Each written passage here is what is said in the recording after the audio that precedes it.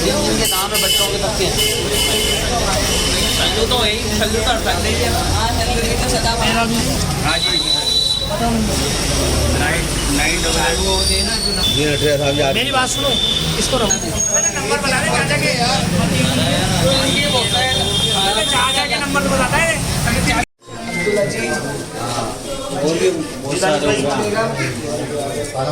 तुम्हारे सब पूरे क्या? हाँ, ये 2084 में सारे हमारे आएंगे। 2084 में सब आएंगे। सलीम, उसकी वीडियो बनाना जो बाहर कैंप लगा के बैठा हुआ है ना, उसका नहीं है क्या है बाबू? जो बना रहा है उसकी कुर्सी भी लेना।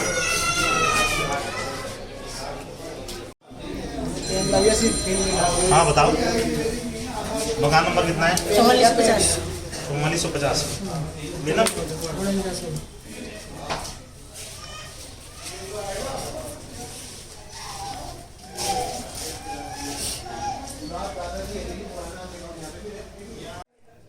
सर, चुनाव आयोग के द्वारा कई राज्यों में SIR लागू कर दिया गया है और उसको देखा जा रहा है कि यहाँ लोगों में काफ़ी दिक्कतें और परेशानी का सबब बना हुआ है कि निकाहनामा मुसलमानों का जो निकाह होता है उसके अंदर लोग लग गए और उलझ के नहीं रह जाए। कहीं SIR के काम का दबाव इधर नहीं कट गया और निकाहनामा में उलझ के कहीं वोट नहीं कट गया। उस पर आपका क्या कहना है?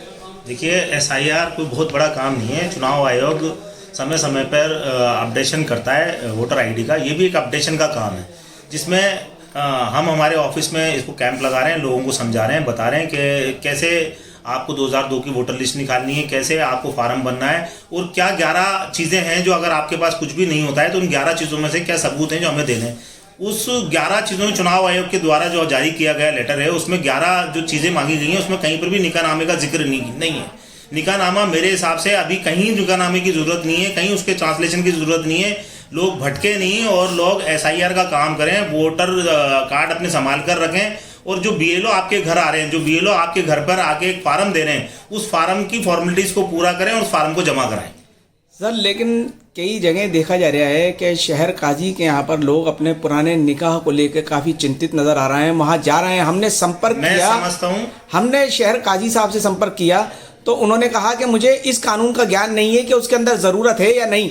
तो ये कहीं गैर जिम्मेदाराना बयान तो नहीं है? बिल्कुल, ये गैर जिम्मेदाराना बयान हो सकता है कि शहर काजी साहब एक जिम्मेदार पद पर हैं और उनको SIR की पूरी नॉलेज होना ज़रूरी है क्योंकि हम उनको जिम्मेदार मानते हैं।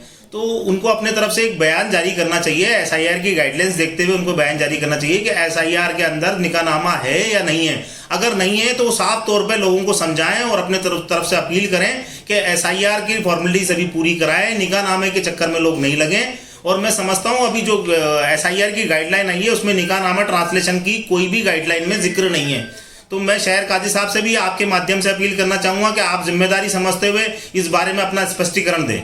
सर, जगह जगह देखा जा रहा है निकाह नामों को लेके काफ़ी कैंप लगे जा रहे हैं, तो चलिए ठीक है, अच्छी बात है, लेकिन SIR के टाइम ये कैंप लगना कहीं मुसलमानों को उलझाने वाला काम तो नहीं हो रहा है? मुसलमानों को उलझाने का काम हो रहा है और गलत काम हो रहा है। और अभी आप जब पूरे साल इस काम को कर सकते हैं, ट्रांसलेशन के काम को, तो पूरे साल इस काम को करना चाहिए। और मैं तो कहता हूं जब आप निकाह करवाते हैं तो आप सभी काजियों को एक हिदायत दें कि जब आप एक उर्दू में निकाहनामा बना के दे सकते हैं तो एक कॉपी इंग्लिश में भी बना के दे दें तो उसको दोबारा बार बार भटकना नहीं पड़े और उसको इंग्लिश के लिए लाइन में लगना नहीं पड़े। क्योंकि आपका उर्दू में बनाया हुआ निकाहनामा और इंग्लिश में बनाया हुआ निकाहनामा भी सरकारी दस्तावेजों में नहीं माना जाता। आपको निगम से उसको रजिस्ट्रेशन कराना पड़ता है, निगम से रजिस्ट्रेशन कराने के बाद उसकी वैल्यू होती है। तो मेरी आप सब लोगों से अपील है कि ट्रांसलेशन का काम अभी नहीं कराएं।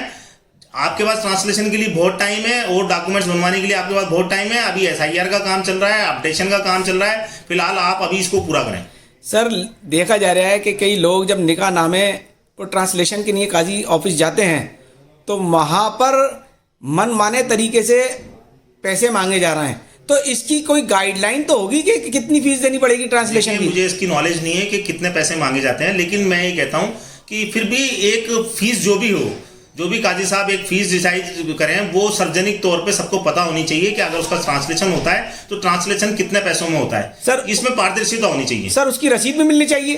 बिल्कुल, अगर आप कोई काम कर रहे हैं, किसी चीज़ के पैसे ले रहे हैं तो उसकी रसीद भी होनी चाहिए।